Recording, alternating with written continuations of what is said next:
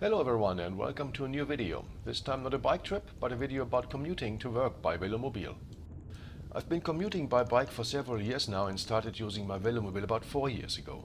I'm doing that not every day, but when the weather, working hours and my motivation fit, I ride my VELOMOBILE.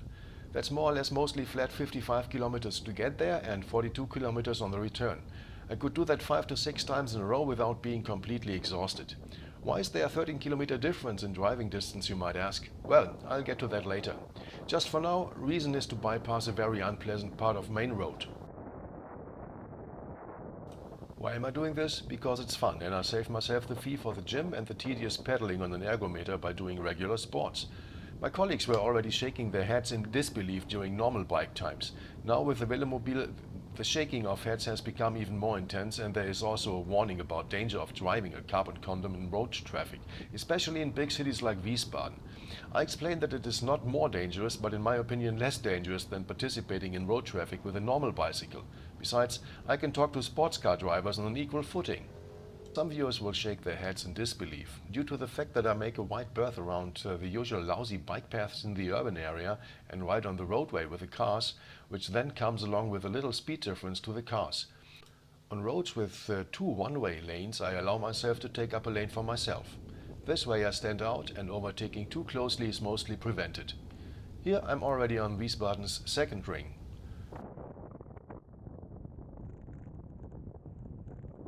Over time you learn the peculiarities of your route. You know where the lowered manhole covers are, you know every pothole by name, and you know which lane to drive on to avoid bad pavement.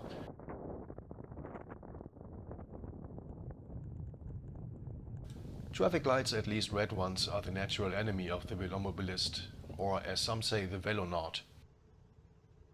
Here we are at my favorite intersection, a masterpiece of identitarian neo-expressionist street art.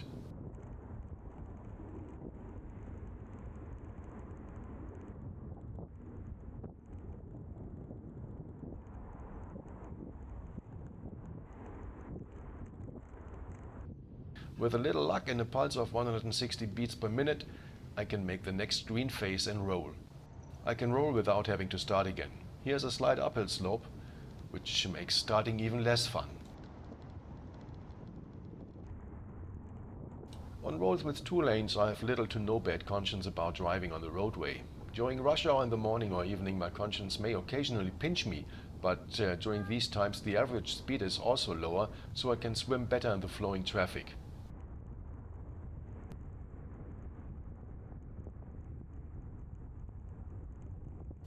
Let it roll.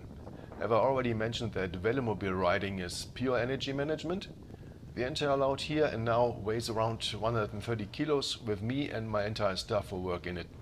So you don't like to accelerate from 0 to cruising speed too often. On many occasions it's better to roll slowly and even take a little detour to avoid having to brake and come to a full stop. The only catch with this workaround in this special case are the many parked cars, 3 intersections. Here right-of-way applies, so approaching the intersection carefully and always check the mirrors of the parked cars for movement inside the car and still be prepared for a suddenly opening car door. Okay, intersection number 1, be prepared to brake. And we have intersection number 2, little better view of what's coming from the left and from the right. And number 3. If everything goes well, I'll hit the red phase of the traffic coming from Wiesbaden exactly and can turn onto the Biebricher Allee without braking or stopping and then rush down towards Biebrich. Yeah, that worked.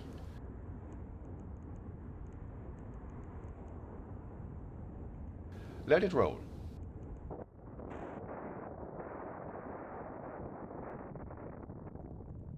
Now I have to draw my attention to this delivery van. The driver can't see me, I can't see him, even in the mirrors I don't see him, so this would be a classic blind spot accident. Slow down, let him go. The next intersection has a very long green phase for me because it's the official detour for bypassing the Salzbachtal bridge.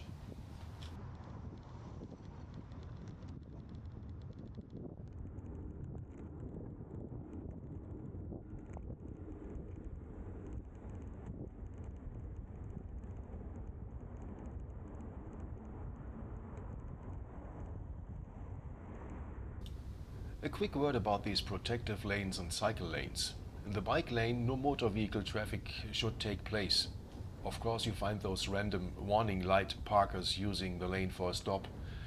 Because of the missing car traffic in this lane, all the trash from the road can be found here. Chipped glass shards, pointed small stones, screws, and so on. I believe most of the sweepers here in Wiesbaden are broken. I have never found that strip clean without dirt. For drivers, all these different funny lanes with their different lines on the road are extreme weird stuff. Depending on the kind of bike lane or protection strip, they have to keep a distance of at least 1 meter and 50 when overtaking. This appears to be quantum physics for some of them. Let it roll. Energy management. If it weren't for this inner city speed limit of 50 kilometers per hour and if I knew the traffic light phases exactly, then I would be able to fly across this upcoming intersection at a speed of 60 or faster, using the momentum for the slight climb up to Amöneburg. Unfortunately, it didn't work out this time. I have to stop and then accelerate again.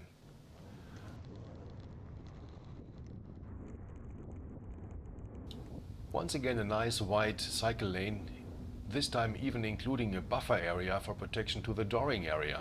Very nice.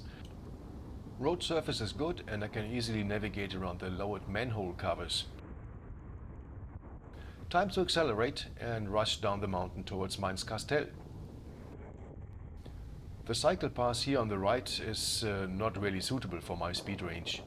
I prefer to drive with almost 50 kilometers in the moving traffic on the road. He's not really sure whether he should overtake me at a speed faster than 50 kilometers an hour or just stay behind me with a little less than 50 kilometers an hour. Okay, now here we goes. I like the color very much.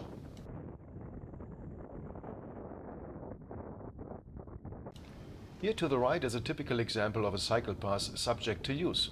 Small pavement stones, plenty of root cracks and other bumps. Beautiful is different.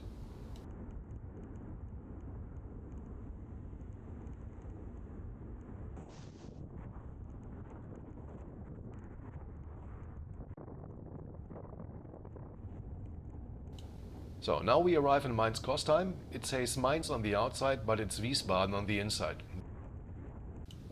The ERA, the Recommendation to Construction of Cycling Facilities, recommends a minimum width of cycle lanes. I'm not sure, but my wheelbase is 86.5 centimeters. That looks pretty tight. Actually, according to the rule, for me as a cyclist, I'm not allowed to cross the bike lane's solid line. But when I stick to this rule with the VELOMOBILE, I'll take pretty much any lower terrain with the right wheel and would probably need 3 new struts per year. This is a good example for one of the more creative bike lane layouts along the entire route. It will most probably be in line with ERA recommendations, but in my eyes produces an unnecessary accident risk, especially when the ever-existing smombies get off the bus staggering across the bike lane without even noticing it. Exactly my sense of humor.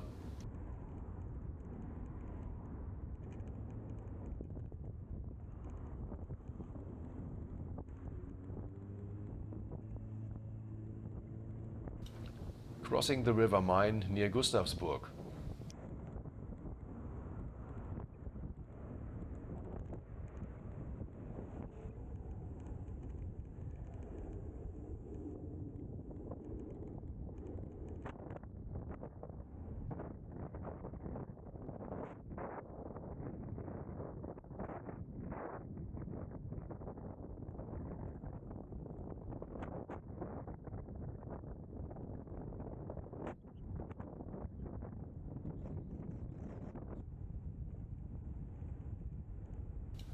The mailman here parks his car 75% on the sidewalk and blocks off 25% of the protective strip.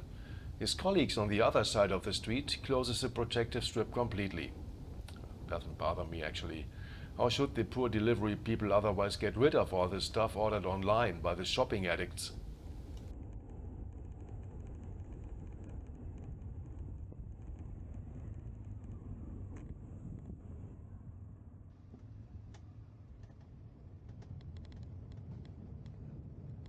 between 10 p.m. and 6 a.m. a speed limit of 30 kilometers per hour applies for noise reduction on this road. As I'm producing no noise, does it apply to me as a cyclist as well? Yes, sadly it does.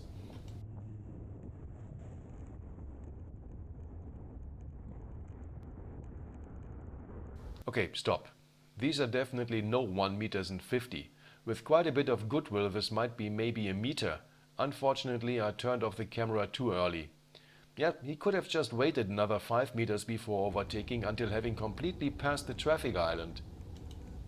Nowadays, the general rule in road traffic seems to be when everyone thinks of themselves, everyone is thought of.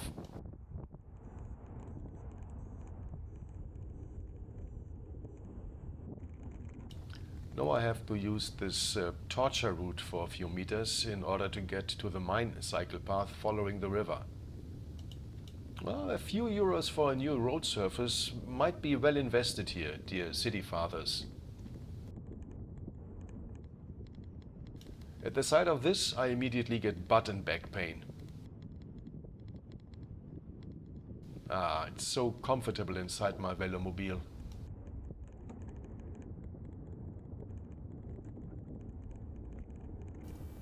Come into the light. Phew, that was close. See ya.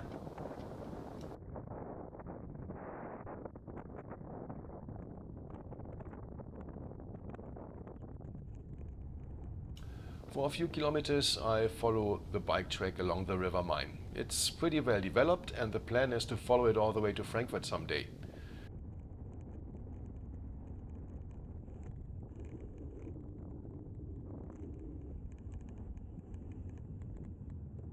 Okay, now continue to drive carefully towards the junction.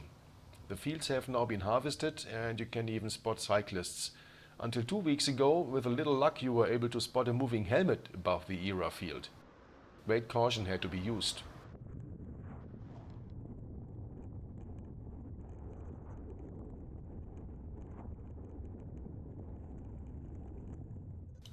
Every now and then you encounter nice drivers who are simply happy and wave when you pass.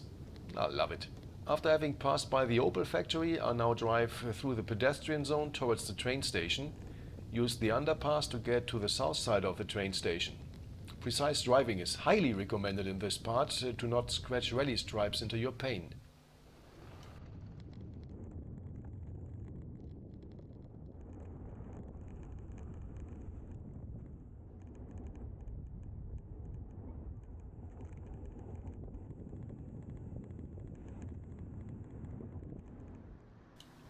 Here, this guy on the left, the driver of this SUV, is also such a figure of light.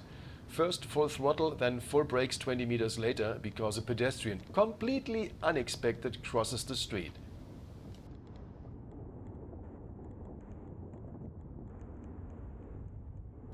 So from here I'm happy to use the bicycle protection strip again.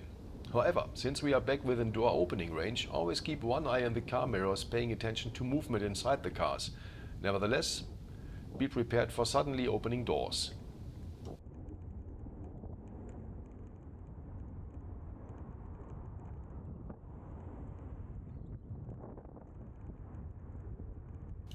The cycle path now disappears here to the right behind these parked cars and further down the road behind a parking lot.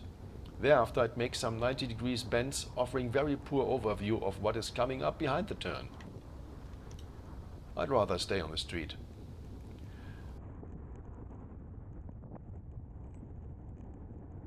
We now have left Ruesselsheim.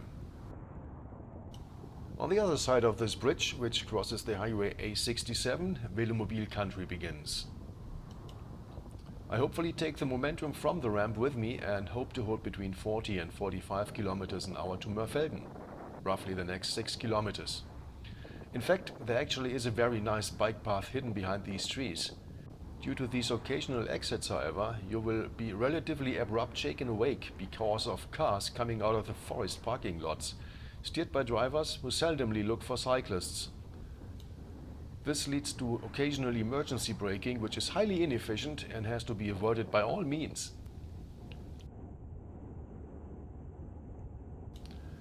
An upcoming bicycle with child trailer will also raise the overall excitement level. It might get very close. Therefore, I prefer to relax on the main road, especially as the road is quite wide here, so that overtaking is even possible with oncoming traffic. From here on, the main road narrows a bit, and it's by far not as wide as it was for the last 4 kilometers. For demonstration purposes, I'm going to continue on the bike path now.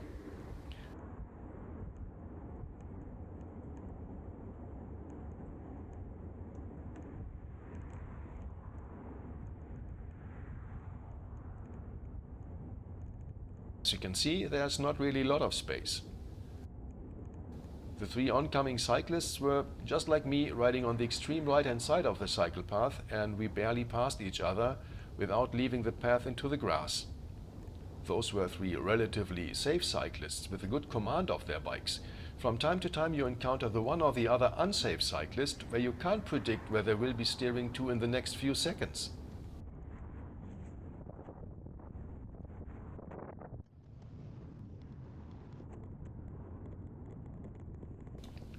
Now we briefly ride through Mörfelden and then we continue our relaxed cruise in VELOMOBILE country.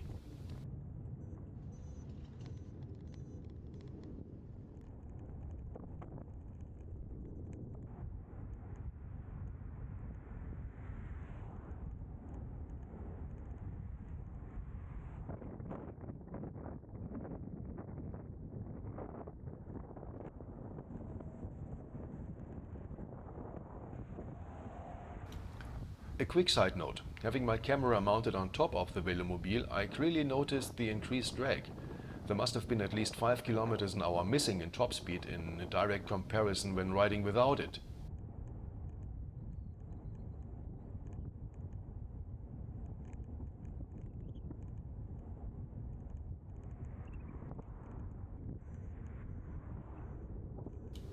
Now I have to pass through 2 more little towns and then I go to experience the #1 Hessian Lighthouse project on cycling infrastructure. From here I continue to ride on the cycle path because behind this bridge across the highway A5 is a crossroad forcing me to convert kinetic into thermal energy. Not good. Once again, as the fields now have been harvested, I can see what's coming. Until a few weeks ago, I had to approach those little junctions here with maximum care as I had no chance of seeing something and was more or less flying blind. The angle of view out of the VELOMOBILE was so restricted that I merely had a chance to see even upright bikers. These old little tiny Mini Coopers, the original ones, no chance. Here it is, the cycle highway linking Darmstadt with Frankfurt. Okay, that's still a bit music of the future, but first of all, government have been planning and building it over a very long period of time, spending a lot of money for these 7 kilometers. Local and state politicians celebrated themselves extensively, patted themselves on the shoulder to the point of breaking each other's collarbone. Yes, of course, I have to admit, the bike path is pretty awesome. The lighting along the path switches on and off automatically in segments to light the way of the cyclists riding by night. That's a pretty clever idea, reducing light pollution. The track is very wide and the surface is one of the finest. No bumps, no drains. Yes, now and then they already had to fix certain spots where it apparently wasn't possible to create an even level afterwards. Compared to the average German bike path, this is the Gold Deluxe solution. At this point on the track I'd wish to see a hint whether I can continue staying fast or whether I have to start bleeding off the speed because the railway barrier is open at Erzhausen, the next village to come. In case it's open, I have to expect crossing traffic and randomly have to stop. But hey, okay, that would be the maximum luxurious solution. In order to remind the cyclists that they are on a cycle highway, they painted these wonderful green signs in intervals onto the track, so no one forgets the effort of the politicians that this one was sponsored by the government. Well, more or less the taxpayers.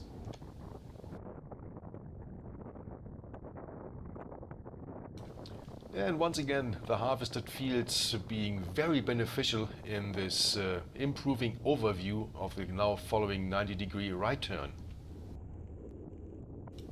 Once in a while you pass one of these roofed pit stops like this one here, where you can fix your bike or simply have a brake covered against rain and sun. Those were the fast 4 kilometers of the cycling expressway. The rest of the already completed cycle highway routes through settlement areas. In total there are, I think, 7 kilometers, which they labeled as cycle expressway. When taking a closer look at the suggested further routings from Langen on to Frankfurt, respectively the relatively short strip onwards to Neu-Isenburg, you'll notice that those proposals are not worth the label cycle expressway. It must be routed through every village along the route, resulting in time-consuming passes through villages with many 90 degrees left, 90 degrees right turns. I don't know, but the ability of reflection among the planners obviously vanished during the planning phase of those route segments. At this point I'm joining the main road B486 again. The stretch of road I mentioned earlier lies behind me now. You really can't use this 2.5 kilometers long stretch of Bundesstraße during daytime without making many new waving, honking and gesticulating friends. Yourself will develop Tourette relatively quick.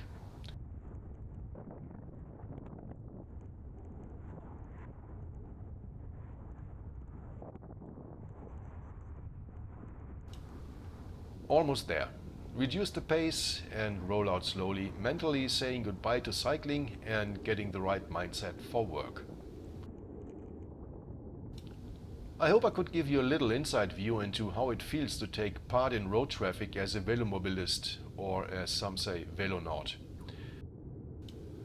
Whether a velomobile can replace a car for commuting is, as you learned, dependent on what the commuter route and its infrastructure looks like. As you've seen, long, intersection-free, well-developed roads are what the velomobile is made for. Riding a velomobile in the city is by far not as much fun as what you've seen during the last 15 to 20 minutes. If you liked what you see, I'd be very happy to get a thumbs up for the video and would like to welcome you as a new subscriber to my channel.